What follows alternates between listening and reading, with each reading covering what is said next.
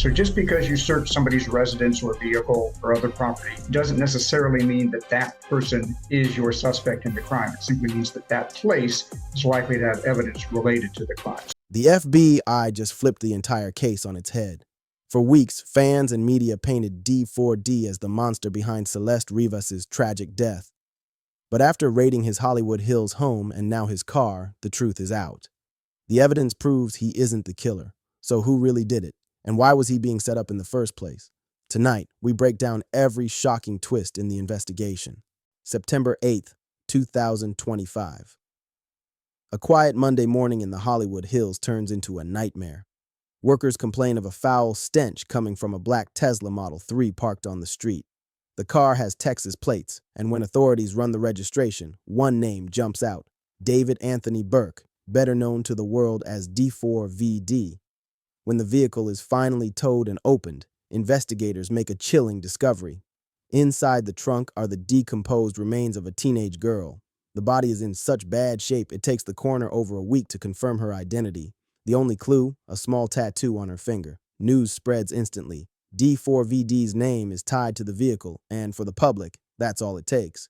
Overnight, he goes from rising star to prime suspect in a case darker than anyone could imagine. The moment news broke, the narrative was simple.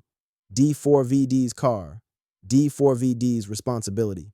Headlines labeled him the prime suspect before investigators even finished their first sweep. For fans, it was almost impossible to reconcile. The same kid who built beats in his sister's closet and blew up off romantic homicide was now being linked to an actual homicide. But when detectives dug deeper, the story started to shift. At the exact time that Tesla was sitting abandoned in the Hollywood Hills, D4D was nowhere near Los Angeles. He was on tour, performing live in front of thousands of fans across the country. There were tickets, venue records, fan videos, an airtight timeline proving he couldn't have placed that body in the trunk himself. His team rushed to highlight this, putting out statements that he was cooperating fully with law enforcement and reminding everyone that he'd been away for weeks. On paper, the alibi looked bulletproof, and yet the questions only grew louder. If D4vd wasn't directly involved, how did a teenage girl's body end up rotting in his car? And who else had the kind of access to his vehicles that could make this possible? While investigators combed through the physical evidence, another story was unfolding online, a digital trail that pointed straight to D4vd and Celeste's connection.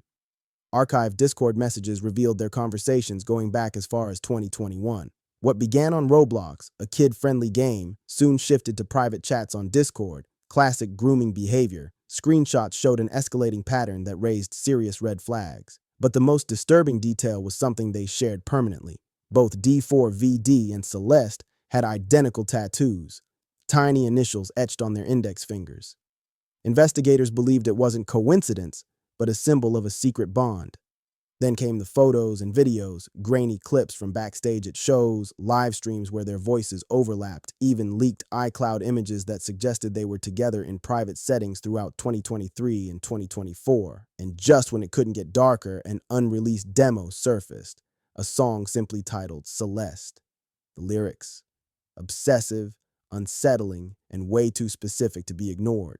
To many, it sounded less like a love song and more like a confession hiding in plain sight. At first, the music world seemed to rally behind D4D. He was young, talented, and until now, carried the image of a humble kid who made beats on his iPhone. But the loyalty didn't last long.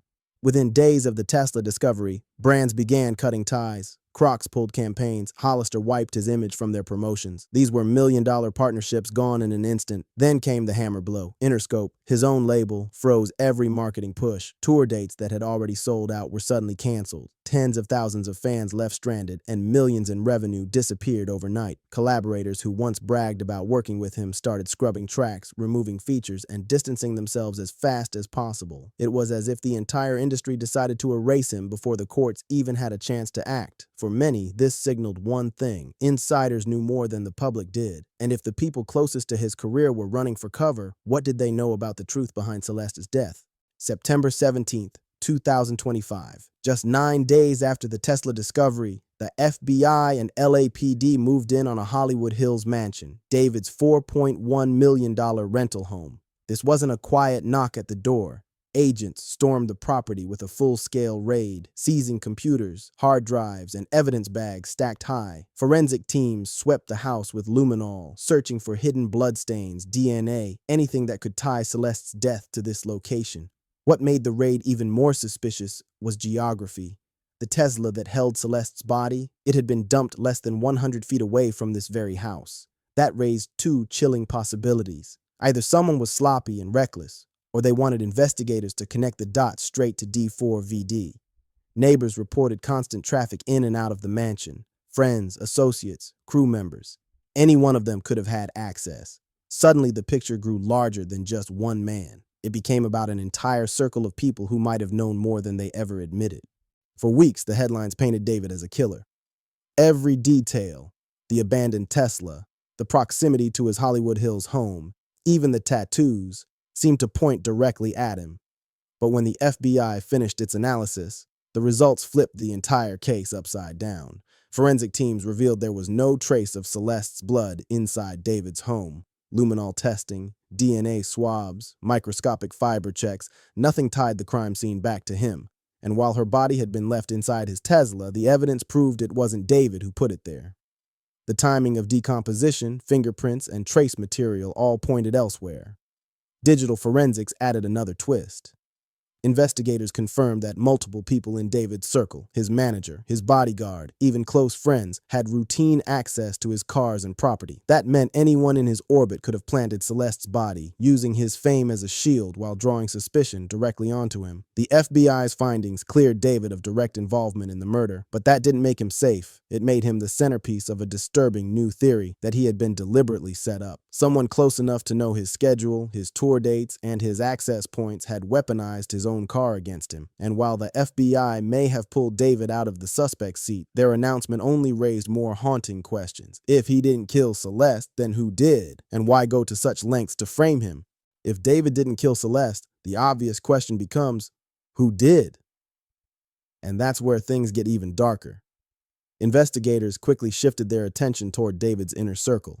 His manager, Josh Marshall, was reportedly one of the last people seen with Celeste in 2024. Records show he knew she was reported missing, but allowed her to remain in David's orbit anyway. That detail alone raised suspicions about whether the cover-up started long before her body was ever discovered. Then there's the bodyguard, Mark Morales. According to neighbors, he was frequently seen moving David's vehicles around the Hollywood Hills, sometimes in the middle of the night. With full access to the Tesla, it's possible he was the one who parked it and abandoned it just 100 feet from David's rental home. Was it sloppy panic or a calculated move designed to tie the crime directly to David? Federal investigators are also exploring the possibility of trafficking or transport across state lines. Sources claim Celeste may have been moved from Texas to California while still alive, a detail that would bring interstate laws and federal charges into play. If true, that would mean multiple people had to be involved in moving her, hiding her, and eventually disposing of her body. Private investigator Steve Fisher has another theory, that Celeste may have overdosed and someone in David's crew panicked, using his Tesla to get rid of the evidence. If that's the case, it's not just about who killed her, but about who made the choice to cover it up and let David take the fall. The motive is still murky.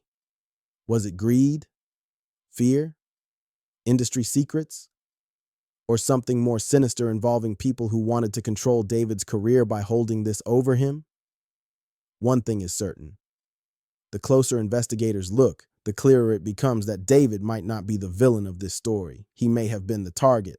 The FBI's revelation flipped the case upside down, and the public didn't know what to believe.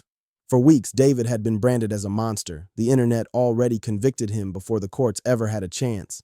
But now, with evidence proving he didn't kill Celeste, the narrative shifted overnight. Some fans flooded social media with apologies, admitting they were too quick to judge. Hashtags like #DavidInnocent started trending, with supporters calling for his tours and brand deals to be reinstated.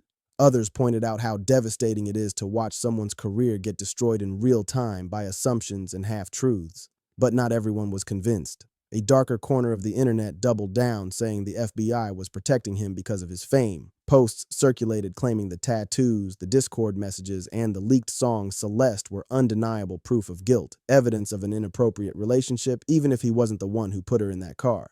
In their minds, innocence of murder didn't erase everything else. The backlash was messy.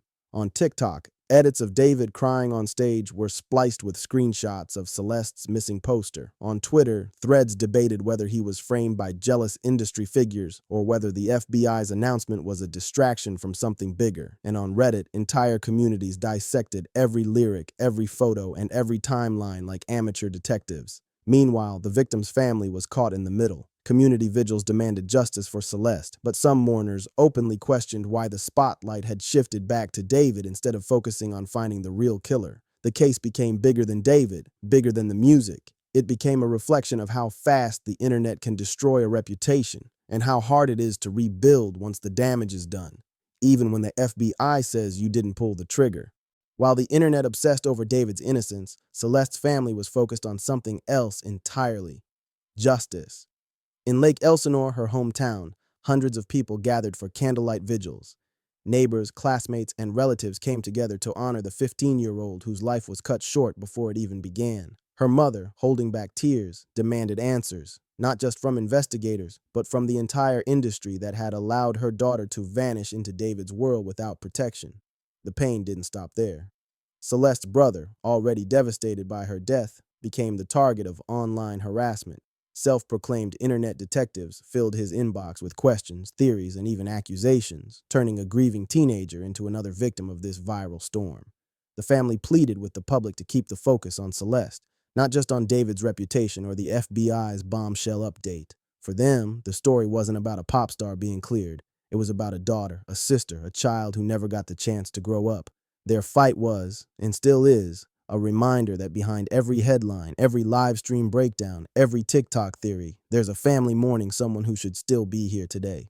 With the FBI clearing David as the killer, investigators shifted their focus to the people who lived in his shadow, the inner circle that had access to every car, every house, and every secret. And what they uncovered was a web of negligence, lies, and possible conspiracy. At the center of it was his manager, Josh Marshall. Court filings revealed that Josh knew as early as 2024 that Celeste was listed as a missing minor. Yet despite that knowledge, she was still appearing backstage, still being spotted with David, and still tied to the same car that would later become a crime scene. To many, that wasn't just mismanagement, it was potential complicity. If Josh knew the truth, why didn't he act? And if he didn't, how could someone running a multi-million-dollar brand be so blind? Then there was Mark Morales, David's personal bodyguard. Neighbors in the Hollywood Hills reported seeing a large man moving the Tesla days before it was abandoned. Security cameras even caught a figure resembling Morales, shifting the car from street to street, like someone trying to buy time or throw off attention. For investigators, that detail cracked the case wide open. If David was hundreds of miles away on tour, then who was really behind the wheel? Even more suspicious was how quickly the inner circle turned to damage control once the FBI arrived. Within 48 hours of the raid, movers cleared out David's rented $4.1 million mansion. Electronics vanished. Witnesses say files and boxes were hauled away before police could get them. Insiders whispered about wiped phones, reset accounts, and frantic late-night meetings between team members. And here's where it gets darker. Federal agents now suspect this wasn't just one person covering their tracks. This was a coordinated effort. A network of managers, security, and handlers who may have used David's fame as a shield while running something far more sinister behind the scenes. The question isn't just whether someone in David's camp was guilty, it's how many of them knew and how far they were willing to go to protect themselves at his expense. As the FBI worked through forensic tests, another disturbing angle began to surface: David's music. The very songs that built his career were now being dissected as if they were coded diaries, leaving investigators and fans to wonder whether the truth had been hiding in plain sight all along. The first piece of evidence was the leaked demo titled Celeste. Recorded in late 2023, the lyrics were obsessive, almost chilling. References to tattoos, the smell of her clothes, even lines about hearing her voice with every breath. To some, it read like an intimate tribute, but when paired with the discovery of her body, the song suddenly felt like a confession. Then came the timeline. Fans noticed that David's breakout hit Romantic Homicide dropped on September 7th, 2022, Celeste's birthday. What seemed like coincidence at the time now looked like a deliberate choice. And it wasn't the only instance. Multiple releases, including live performances and major music videos, lined up suspiciously close to her birthdays in 2023 and 2024. For industry veterans, this pattern was too precise to ignore. Investigators also pointed to a disturbing consistency in his lyrics. Songs about death, obsession, and endings weren't uncommon in his genre, but the specific imagery tied to love lost, regret, and hidden secrets began to look more like breadcrumbs than metaphors. Even unreleased snippets circulating on Discord mentioned themes eerily close to Celeste's real-life story. The FBI has not confirmed whether these songs will be treated as evidence, but legal experts warn it wouldn't be the first time lyrics became part of a case. Tay-K's The Race, XXXTentacion's violent bars, even R. Kelly's infamous tracks have all been reframed as confessions after the fact. David's catalog now sits in that same dangerous space, art blurred with reality, and every line pulled apart for hidden meaning. For fans, it sparked a haunting debate.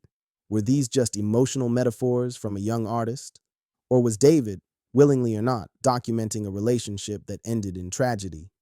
And if he wasn't the killer, then who was he really writing about? The case wasn't just about David and Celeste anymore. It was exposing cracks in the entire music industry. Behind the glossy press releases and sold-out tours, there was a system that had either ignored the warning signs or chosen to look the other way.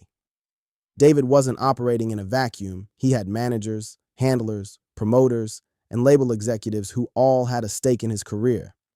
Multiple insiders admitted later that they believed Celeste was older, pointing to her fake IDs and how easily she slipped into 18-plus venues. But here's the problem. Even if they thought she was 19, the fact that she was still hanging around a 20-year-old star should have set off alarms. Instead, no one intervened. Industry critics argue this wasn't ignorance, it was willful blindness. David was their cash cow, their next big star, and no one wanted to risk millions in revenue by asking hard questions about the teenage girl, always showing up backstage. The moment he signed with Interscope, his grassroots image became a brand, and brands are designed to protect profit first, truth second. And when the scandal finally broke, the machine moved with ruthless efficiency. Collaborators cut ties, tour dates were scrapped, brand campaigns vanished overnight. It wasn't about justice for Celeste, or even clarity for David. It was about self-preservation. The second he became a liability, the industry that once celebrated him abandoned him completely. This is the bigger problem. The same system that lifts young artists overnight also chews them up the moment controversy hits. And in this case, it may have done more than just abandon him. It may have helped create the perfect storm that left both David and Celeste destroyed. While investigators dug into the case, another disturbing economy started to rise in the shadows, the exploitation market. The story of Celeste and David wasn't just tragic, it was profitable, and bad actors wasted no time cashing in. Across Discord servers and dark web forums, alleged leaks of David's iCloud files began selling for hundreds of dollars. Photos, screenshots, even private demos tied to Celeste were passed around like collectibles. What should have been sensitive evidence in an active investigation was now feeding a black market of voyeurs and opportunists. It didn't stop there. Memorabilia hunters began speculating on anything linked to the case. Clothing, jewelry, even alleged props from David's music videos tied to Celeste's birthday. The same way Tupac's ring and XXXTentacion's car became grim artifacts, David's world was being dissected and sold piece by piece. The FBI issued warnings about this underground trade, noting that predators often exploit fan communities in times of scandal. Young fans searching for answers about their idol became targets, lured into Discord servers where exploitation was rampant. The very platforms that helped David rise to fame were now the same spaces fueling exploitation around his downfall. And that's the chilling reality. Scandals in the music world don't just destroy reputations, they become commodities. Every leaked message, every unreleased track, every rumor becomes another product to be bought, sold, and consumed. Celeste's story wasn't just a tragedy. It had become part of a disturbing marketplace, where even grief had a price tag. The FBI's announcement may have cleared David of murder, but it didn't bring the story to an end. If anything, it opened a darker chapter. Celeste is still gone. Her family is still fighting for justice. And the real killer, the person who used David's car, his house, and his name as a cover, is still out there. The evidence doesn't just point to innocence, it points to a setup, a frame job that weaponized fame, turning a rising star into the face of a crime he didn't commit. But this case is bigger than David. It's about an industry that ignored warning signs. It's about online predators who exploit kids through games and fan communities. It's about how fast social media can turn speculation into a death sentence. And it's about the black market that profits off leaked files, trauma, and tragedy. The FBI says David didn't kill her, but that leaves us with the hardest question of all. If not him, then who and why? This isn't just a scandal, it's a cautionary tale, a reminder of how fragile innocence is in the digital age and how quickly lives can be destroyed when fame, money, and secrets collide. So what do you think? Was David framed by his own inner circle, or is there still more the FBI isn't telling us? Drop your theories in the comments, hit like if you stayed locked into the end, and don't forget to subscribe for more updates as this story continues to unfold.